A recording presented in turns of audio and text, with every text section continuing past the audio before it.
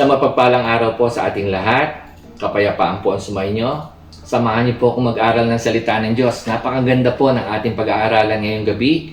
Ito po ay tungkol sa mga inquiry sa atin, mga tanong na pinapadala sa atin na dapat pa bang magpabakuna tayo laban sa COVID-19? Anong sinasabi ng Biblia dito? Ito ba yung 666? Ngayong araw pong ito ay sasagutin po natin ang lahat ng katanungan yan. Ito pa po. Ito po yung mga sasagutin natin. Is COVID vaccine the mark of the beast? Yan ba yung 666?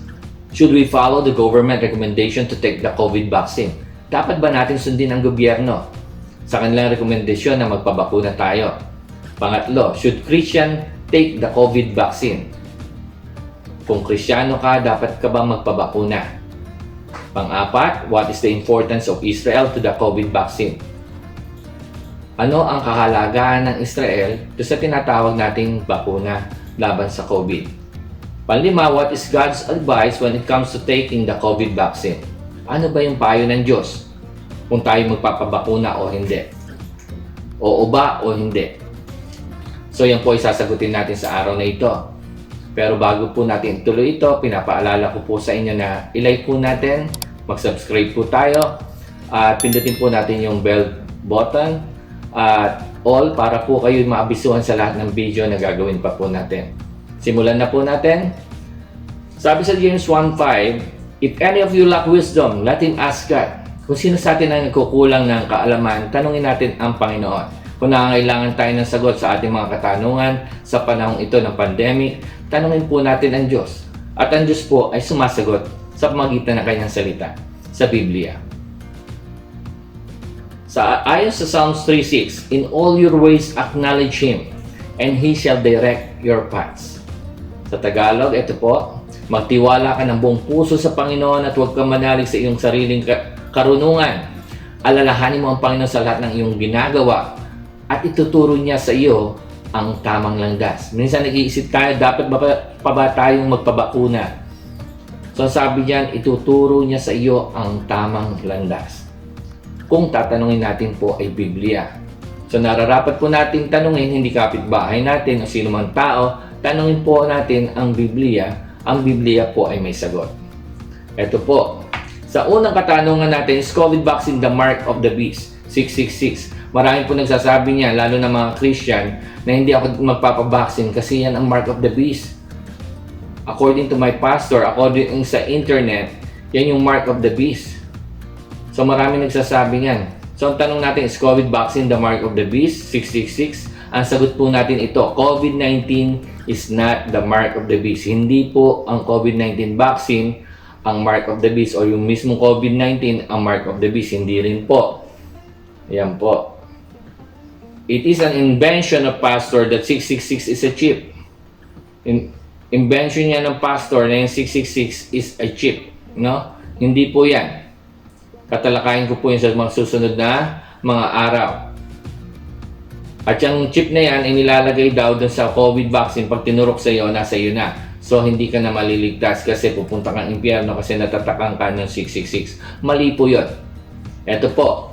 Punta natin yung Revelation 13:16 and 17. He causes all both small and great, rich and poor, free and slave to receive the mark on their right hand or on their forehead, and that no one may buy or sell except one who has the mark or the name of the beast or the number of his name. Nasabi dyan yung mark nilalagay sa kanilang right hand or on their forehead. Ang vaccine po, hindi naman tinuturok po yan sa noo. No? Normally, hindi naman sala po sila dyan. So, hindi po yan ang mark of the beast. Maliwanag po yan. Sa Tagalog, para madali natin maintindihan, Pahayag 13:16-18, at ang lahat, maliliit at malalaki at mayaman at mga dukha at mga laya at ang mga alipin ay pinagbigyan ng isang tanda sa kanilang kanang kamay o sa noo. Ang vaccine po, hindi sa kanang kamay o sa noo, no? At nang huwag makabili o makapagbili ang sinuman kundi siyang mayroong tanda sa makatuwid ay ng pangalan ng hayop o bilang ng kanyang pangalan. Ang 666 po niyang tinatawag ay pangalan ng hayop o bilang ng kanyang pangalan. Dito'y may karunungan ang may pagkaunawa ay bilangin ang bilang ng hayop sapagkat siya bilang ng isang tao. Sapagkat yan po tinutukoy diyan ay tao. At ang kanyang bilang ay 666. So ang tinutukoy po diyan ay isang tao at hindi po tinutukoy diyan ay vaccine o bakuna. So wag po kayong matakot. Na kapag kayo ay nagpabakuna, kayo po ay may tatak ng 666. Pastor, mag-ingat po tayo sa pagtuturo nito sapagkat hindi po pwede nating ituro ang hindi tama sa Biblia. Rightly dividing the word of truth. Sabi sa Revelation, bawal tayong magdagdag, bawal tayong magbawas. Alam po natin yan. So pag-aralan natin maigi ang Biblia. Ito pa po, Malakay 4:5-6. See, I will send you the prophet Elijah before the great and dreadful day of the Lord is come. He will turn the hearts of the father to their children and the hearts of the children to their parents, or else I will come and strike the land with a curse. Ipapadala po si Elijah.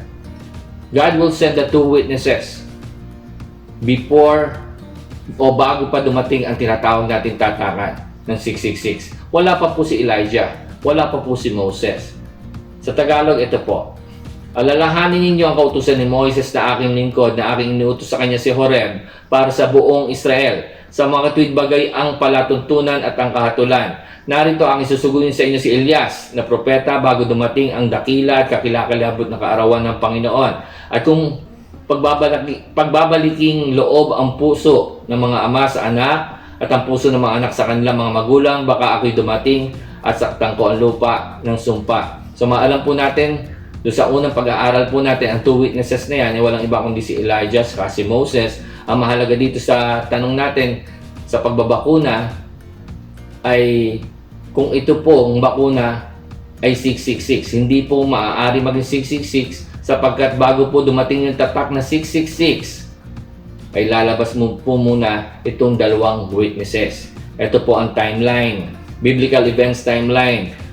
Yung first coming of Jesus Christ, kung saan po siya namatay sa krus ng Kalbaryo, doon po nagsimula ang tinatawag nating iglesia. Yung iglesia ng bagong tipan. Yung Christian, by grace, we are saved, no? Pagkatapos po niyan ay darating po ang Panginoon sa pamagitan ng isang rapture. Ira-rapture po yung mga tao na kumikilala sa Panginoon, na ang puso nila ay nakalaan sa Panginoon. Pagkatapos po ng rapture, magkakaroon po ng 7 years tribulation at yung 7 taon ng kapigatian ay nahahati sa 3.5 years. Nahati sa 3.5 taon ng bawat isa, na kung saan ang witness na sinasabi natin si Elijah at si Moses ay darating sa unang 3 taon at kalahati. At doon sa susunod na 3 taon at kalahati, doon po magtatatakan. So kung hindi pa dumadating si Elias at si Moses, ang two witnesses, wala pa pong tatak.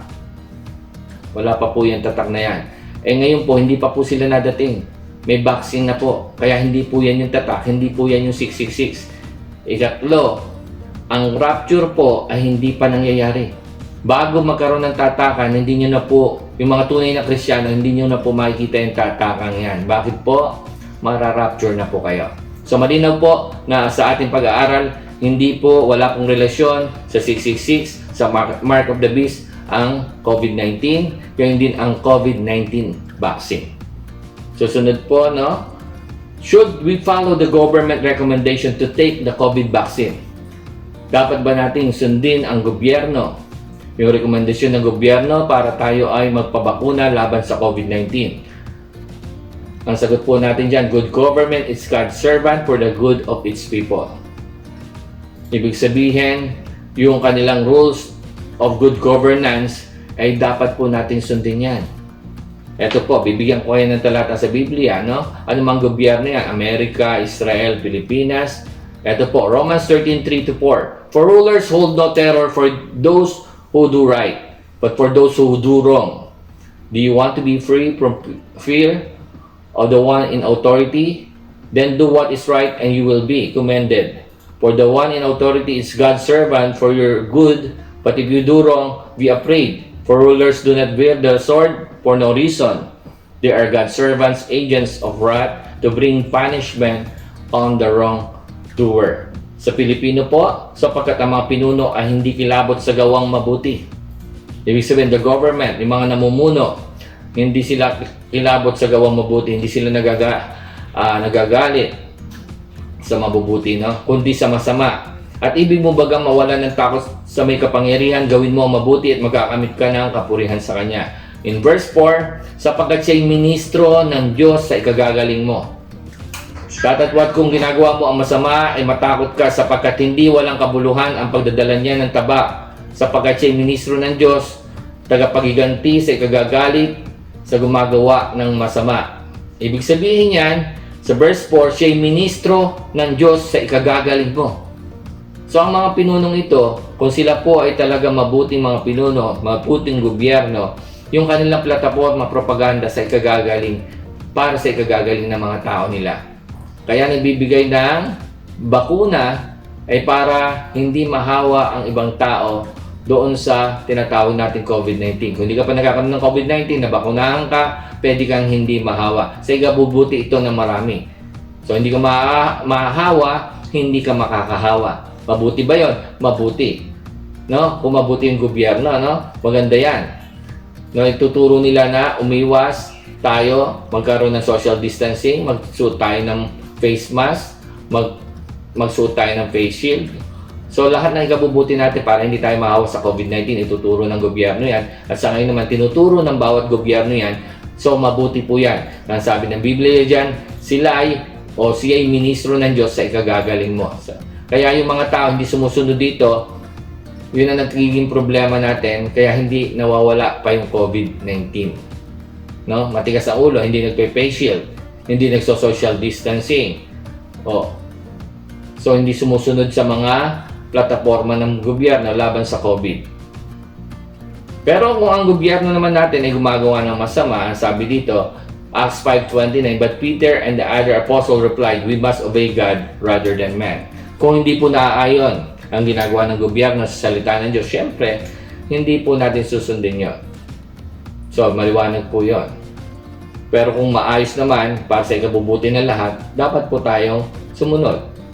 Dapat po tayong magpabakuna kung maganda po yung kanilang hangarin para sa mga tao. Sumagot si Pedro at ang ibang mga apostol, sa Diyos kami dapat sumunod at hindi sa tao. Kaya nga sabi sa inyo, sa pagtatanong po, tungkol sa kung tayo magpapabakuna, hindi lang dahil sumusunod tayo sa gobyerno. Sumusunod tayo sa Diyos sapagkat nakasulat sa Biblia na dapat tayo sumunod sa mga namumuno sa atin, na sila pong namumuno sa atin ay nag-iisip na mabuti para sa atin. Sabi nga dyan, every good gift and every perfect gift is from above. So sabi nga ng gobyerno, ang gusto ng gobyerno ay mabakunahan halos lahat ng tao kung kaya ng pondo ng gobyerno. At normally, even sa Philippines, ay nagbibigay po ng bakuna na itong bakunang ito ay libre dahil galing ito sa pondo ng gobyerno. At kung libre yan, biruin nyo, libre na, makakabuti pa sa inyo, bakit hindi nyo tatanggapin? Kung nakakabuti ito sa inyo, sabi ng Biblia, balikan natin, every good gift and every perfect gift is from above. Galing po sa Diyos yan. Nakalibre na kayo, nakaiwas pa kayo sa COVID. Pangatlo, should Christian get the COVID vaccine or take the COVID vaccine? Ang sagot po natin ay yes, unless it will be bad to your health. Oo, malibang ito'y makakasama sa iyong katawan. Sabi diyan, for the grace given me, I say to every one of you, do not think of yourself more highly than you ought, but rather think of yourself with sober judgment in accordance with the faith God has distributed to each of you. Sa Tagalog, sa biyayang pinagkaloob ng Diyos sa akin, sinasabi ko sa iyo na huwag ninyong pahalagaan ang inyong sarili ng higit sa nararapat. Sa halip, suriin ninyong mabuti ang inyong kakayahan ayon sa pananampalatayang binigay ng Diyos sa inyo. Napakahalaga po yung sinabi ng Biblia. Sa biyayang pinagkaloob ng Diyos sa akin, sinasabi ko sa iyo, huwag ninyong pahalagahan ang inyong sarili ng higit sa nararapat. Huwag natin laging isipin sarili lang natin. Isipin din natin ang iba. No? Ibig sabihin, kung tayo po ay nabakunahan, hindi lang ito nakakabuti sa ating sarili, hindi rin tayo makakahawa sa iba. So, isipin din natin, hindi lang ang ating sarili. Sabi nga sa Mark 12:31, love your neighbor as yourself. There is no commandment greater than this. Kung mahal mo yung iyong kapwa, gaya ng iyong sarili, ayaw mo mahawa sa sarili mo, ayaw mo rin sila mahawa. So sabi dun sa ating vaccine ngayon, hindi tayo makakahawa at hindi tayo mahahawa. So love your neighbor, kagaya ng pagmamahal mo sa iyong sarili. Ngayon, huwag tayong mag-alala kung tayo po ay magpa-vaccine. Minsan sinasabi nila meron tayong nararamdaman pagkatapos, may mga side effect yan. Sabi ng Biblia dyan, Psalms 103, 2 and 4. Praise the Lord, my soul, and forget not all His benefits, who forgives all your sins and heal all your diseases, who redeems your life from the pit and crowns you with love and compassion. Yan, ang Diyos po nagpapagaling sa atin. Sabi sa Tagalog, purihin mo ang Panginoon o kaluluwa ko. Huwag mong kalimutan ang lahat niya mabubuting gawa. Huwag natin kalimutan yung mabubuting ginagawa ng Diyos sa atin. Pinoprotektahan tayo ng Diyos na siya nagpapatawad sa iyong lahat ng mga kasamaan. Na siyang nagpapagaling sa ng iyong lahat ng mga sakit. Kung tamaan tayo niyan, syempre ang Diyos pa rin ang ating healer. Siya po magpapagaling sa atin. Huwag po tayong mag-alala. Yan, maganda yan. Ito pa po sa Psalms 37:28, For the Lord loves the just and will not forsake His faithful ones. They will be protected forever. Tayo po ay poprotektahan ng Diyos. Yan po ang maliwanag dyan. Tayo mga matuwid, tayo mga Kristiyano, tayong sumusunod sa Diyos, we will be protected by God. Yan ang sabi ng Biblia. Napakagandang pangako ng Diyos yan. So ngayon, ang tanong naman natin, what is the importance of Israel to the COVID vaccine? Baka sabihin niyo, bakit ko sinama yung Israel? Napakahalaga po niyan. We can see God's protection to Israel and how they responded to COVID-19. Yan po ang sagot ko sa inyo. Why it is important? Bakit isang susi ang Israel dito? Sabi niyan nga, ay pinoteksyonan sila ng Diyos at makikita natin kung paano sila nag-respond sa COVID-19. Sabi diyan sa Genesis 12:3, I will bless who bless you, I will curse those who treat you with contempt, and all the peoples on earth will be blessed through you. Napakaganda niya. I-bless ko. Bine-bless niya yung bansang Israel. Sabi niya, I will bless those who bless you. At i-bless din niya sino? Yung mga nagbe-bless sa Israel. I will curse those who treat you with contempt, and the peoples on earth will be blessed through you. Magiging mapalad ang mga tao dahil sa iyo. Yan ang sabi ng Biblia, no? Ang Israel po, bakit po napakalaga? Sapagkat ito po ay malapit sa puso ng Diyos. Ikalawa, meron pong proteksyon ang Diyos dito. Kung babalikan po natin ang nangyaring gera noon, ito po ay nakipagdigma sa 13 bansa. Napalilibutan siya ng 13 bansa, pero pinoprotektahan siya ng Diyos at tinapos niya ang gerang ito sa loob lamang ng 6 na araw. With God protection, kulang sila sa tao, kulang sila sa armas, pero iniligtas sila ng Diyos. Ibig sabihin, itong bansang ito ay protektado ng Diyos. So anong relasyon nito sa vaccine? Kung makikita natin, hindi lang po tayo ang tinamaan COVID-19. Kahit itong bansa na pinoprotektahan ng Diyos na tinatawag na Israel ay nagkaroon po ng COVID-19. At marami po sa kanila ang nagkaroon. At paano po sila nag-respond doon? Nagpabakuna po sila. Kung sila ay nagpabakuna at ngayon po ay nakita po natin sila na almost normal. Nangunguna po sila sa mga bansa rin. Dahil sa proteksyon ng Diyos, hinayaan ng Diyos na mabakunahan ang majority sa kanila na ngayon sila ay almost normal na. Yang Israel. Kung tatanungin niyo sa akin, ano ba ang binakuna sa kanila? Ang binakuna sa kanila ay walang iba kundi ang Pfizer sa Moderna. So ako nagtitiwala sa Panginoon na ibibigay sa kanila ang tamang bakuna. At kung sila ay nagpabakuna bilang anak ng Diyos o mga tao ng Diyos din, ibig sabihin, ang taong pinoprotektahan ng Diyos, hindi hahayaan ng Diyos, lagi may proteksyon, ibig sabihin dapat po tayo magpabakuna. Inaalaw sila magpabakuna, so aalaw din tayong magpabakuna. Kung sa tanong nyo sa akin kung anong safe na brand, siguro ang isa sa mga safe na brand ay yung ginamit din nila. Sapagkat inalaw to ng Diyos sa kanila. Yung Pfizer sa Moderna. So ibig sabihin, hindi ko sinasabing yung ibang brand ay masama. Makabubuti rin sa atin ito. Yang dalawang yan ang may pinakamataas na efficacy dun sa tinatawag na effectivity ng bakuna, no? Ibig sabihin, 94 to 95% yung efficacy nila. So, napakaganda niyan. So, kung tayo magpapabakuna, pwede po tayo magpabakuna sapagkat even yung bansa na ito na protektahan ng Diyos ay nagpabakunan. Panglima, who should and who should not take COVID vaccine? Sino ang pwedeng magpabakuna at hindi magpabakuna? To understand the advice of God and to take the COVID vaccine, we need to understand the advice of God and to take the COVID vaccine or not. So, malalaman po natin, kailangan ba natin i-take yung COVID vaccine o hindi? Sabi sa 1 Corinthians 6:19-20, do you not know that your bodies are temples of the Holy Spirit, who is in you, whom you have received from God? You are not your own. You were bought at a price. Therefore, honor God with your bodies.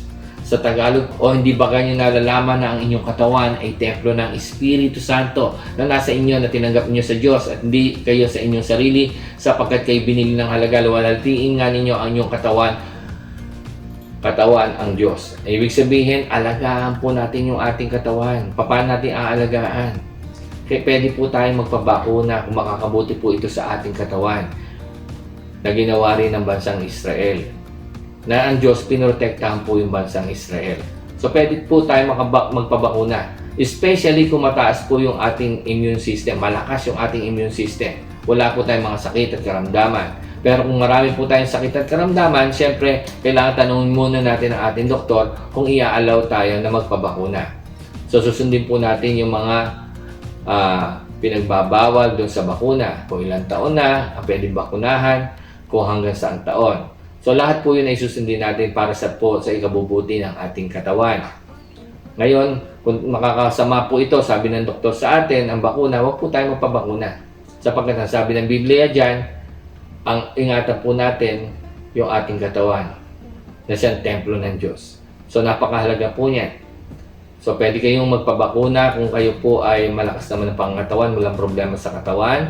Kung maraming nararamdaman na po kayo, may mga high blood kayo, may mga allergies kayo, itanong nyo muna po ano man nararamdaman nyo sakit at karamdaman sa doktor at tanong nyo kung pwede kayo magpabakuna, kung safe po ito. At kung sabihin ng doktor na safe, magpabakuna po kayo sa ikabubuti po ng lahat. Seek ye first the kingdom of God and His righteousness, and all these things shall be added unto you. Alam po natin, napakalaki ng problema natin sa COVID-19, sa vaccine, sa trabaho, lahat po ay binungan na nito na napakahirap sa atin. Para po tayo ay patuloy na pagpalain ng Diyos. Hanapin muna natin yung kanyang kaluwalhatian, no? At ang kanyang kaharian. And all these things shall be added unto you. Sabi diyan, but seek ye first the kingdom of God, ang kanyang kaharian, and His righteousness, ang kanyang righteousness, and all these things, lahat ng mga bagay na kinakailangan natin shall be added unto you. Yung trabaho, yung pangailangan nating pagkain, ibibigay ng Diyos yan. At hindi lang yan, no? Pati yung bakuna ibibigay sa atin. Kaya nga may nagbibigay na libre, no? Na bakuna. Before they call, I answer. While they speak, I will hear. Bago ko pa manalangin, alam na ng Diyos. Kaya yan ang Diyos ay handang sumagot sa ating panalangin. At habang tayo nananalangin, siya po ay patuloy na nakikinig. So, yan po, no? Kung tatanungin sa akin, bakit nandiyan pa rin ang COVID-19 na matagal na, wala po tayong magagawa dyan. Inaalaw po ito ng Diyos. In Exodus 15:26, if you listen carefully to the Lord, your God, and do what is right in His eyes, if you pay attention to His command and keep all His decrees, I will not bring on you any of the diseases I brought on the Egyptian, for I am the Lord who heals you. Kung tayo po makikinig sa Diyos, if we pay attention to His commandments, patuloy natin susundin ang mga kautusan ng Panginoon, and all His decrees, I will not bring on you any diseases. Kaya lang kahit nandyan na yung pandemic, nandyan na yung COVID-19, hindi pa rin ang tao bumabalik sa Panginoon. Hindi pa rin nahanap ng tao ang solusyon sa Diyos. Hinahanap niya ang solusyon sa kapwa-tao. Hinahanap niya ang solusyon sa sarili niya. We need a solution coming from God. We need to pay attention to God, to the commandments of God. Kailangan po nating hanapin ang Panginoon. Makinig sa Panginoon. Yan po ang kailangan. Ang sabi ng Biblia, ito po, if my people who are called by my name will humble themselves and pray and seek my face and turn from their wicked ways, then I will hear from heaven and I will forgive their sin and will heal their land. Kung ang mga taong ito, ang mga tao who are called by my names will humble themselves, mananalangin, ipapakumbaba, tatalikod sa kasalanan, at hanapin natin ang Panginoon. Patatawarin tayo ng Panginoon at pagagalingin ang ating bayan. Gagaling po ang COVID-19. Hinihintay lang ng Diyos ang response natin na tayo po'y manalangin, magpakumbaba sa Kanya, hanapin natin ang Diyos. Humingi ng kapatawaran sa Kanya, itama ang ating landas. At mawawala po yung COVID-19 sa buong bansa. Pero sa ngayon po, sinagot po natin ang tanong. Ang tanong po kung dapat magpabakuna. Dapat po kayo magpabakuna. At kung dapat po kayo magpabakuna ayon po sa Biblia, kung kayo po ay may maayos na pangatawan, malibang po kung ito po ay makakasama sa inyo. Maraming salamat po, pagpalain po kayo ng Panginoon. Sana po ay natuto po tayo sa araw na ito tungkol sa COVID-19 vaccine. At huwag po natin kalimutan na i-like, i-share ang video nito para po ito makatulong sa iba. At pindutin nyo rin po yung bell at yung all para po maabisuhan kayo sa lahat ng video na susunod pa. Maraming salamat po, pagpalain po kayo ng Panginoon.